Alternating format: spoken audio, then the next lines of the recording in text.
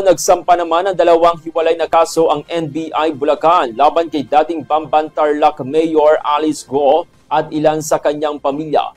Lumabas sa Senate inquiry na si Go at ang kapatid niyang si Sheila ay mga Chinese national pero idineklara nila sila ay Pilipino sa pagpaparehistro ng kanilang negosyo sa Marilao, Bulacan.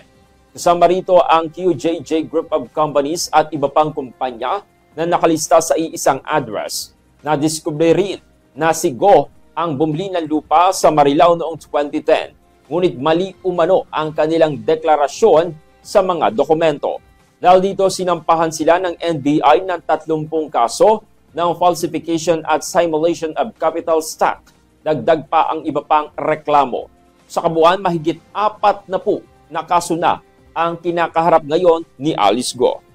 Good morning.